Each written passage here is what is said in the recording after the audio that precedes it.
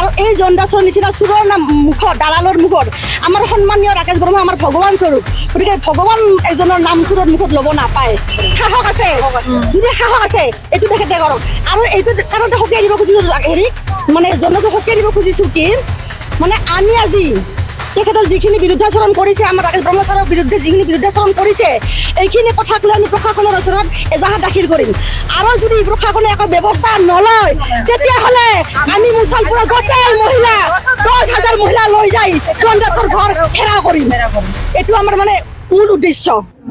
আজি ইয়াতে সমবেত হোৱাৰ কাৰণটোৱে হ'ল যোৱা 23/5/2025 তাৰিখৰ এটা নিউজ ওলাইছে, জন্দাছ নামৰ কোনোবা একজন দালালে আমাৰ মুছলপুৰ সমষ্টিৰ MCLA তথা BTR EM সন্মানীয় ৰাকেশ ব্ৰহ্ম ছাৰৰ বিষয়ে বহুত মানে অপপ্ৰচাৰ চলাই আছে।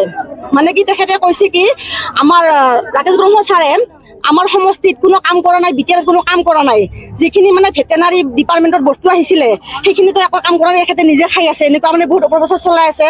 এই জন্দাছ কোন হয়? এই জন্দাছক আমি চিনি নাপাওঁ।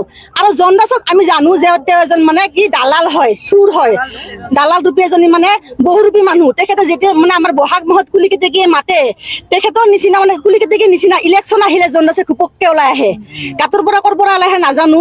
আৰু এই জন্দাছৰ নিচিনা চোৰৰ মুখত দালালৰ মুখত আমাৰ সন্মানীয় ৰাকেশ বৰ্মা আমাৰ ভগৱান স্বৰূপ, গতিকে ভগৱান এজনৰ নাম চোৰৰ মুখত ল'ব নাপায়।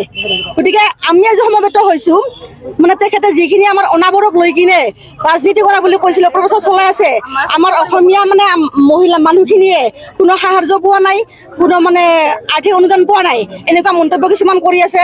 আপোনালোকে চাওক, আপোনালোকে পাৰে যদি কেমেৰা ঘূৰাই দিয়ক, ইয়াত আমাৰ আজি 4,000 মান মহিলা, কেৱল অনাবৰৰ মহিলা ইয়াতে গোট খাইছে। আৰু মই নিজে ক'ব খুজিছোঁ, জন্দাছে দেখিছেনে মই দখনা পিন্ধিছোঁ নেকি? মই এগৰাকী জেনেৰেল মহিলা হয়, মোৰতো দখনা পিন্ধা নাই। জন্দাছে কি লৈ কিনে কৈছে যে বৰ এটা মানে বিভেদ আনিব চেষ্টা কৰিছে। এই জন্দাছক এইটো প্ৰত্যাহ্বান জনাইছো, যদি পাৰে মানাছৰ পৰা নহয়, জন্দাছে যেতিয়া বাতৰি কৰে তেখেতে কেৱল মানাছৰ পৰাহে কৰে। যদি সাহস আছে তেখেতে মুছলপুৰত আহি কিনে ৰাকেশ ব্ৰহ্মৰ হৈ তেখেতে বিৰুদ্ধাচৰণ কৰক। যদি সাহস আছে, যদি সাহস আছে এইটো তেখেতে কৰক। আৰু এইটো কাৰণতে সকীয়াই দিব খুজিছোঁ হেৰিক, মানে জন্দাছক সকীয়াই দিব খুজিছোঁ কি, মানে আমি আজি তেখেতৰ যিখিনি বিৰুদ্ধাচৰণ কৰিছে, আমাৰ ৰাকেশ ব্ৰহ্ম ছাৰৰ বিৰুদ্ধে যিখিনি বিৰুদ্ধাচৰণ কৰিছে, এইখিনি কথাক লৈ আমি প্ৰশাসনৰ ওচৰত এজাহাৰ দাখিল কৰিম। আৰু যদি প্ৰশাসনে একো ব্যৱস্থা নলয় তেতিয়াহ'লে আমি মুছলপুৰৰ গোটেই মহিলা 10,000 মহিলা লৈ যাই জন্দাছৰ ঘৰ ঘেৰাও কৰিম। এইটো আমাৰ মানে মূল উদ্দেশ্য।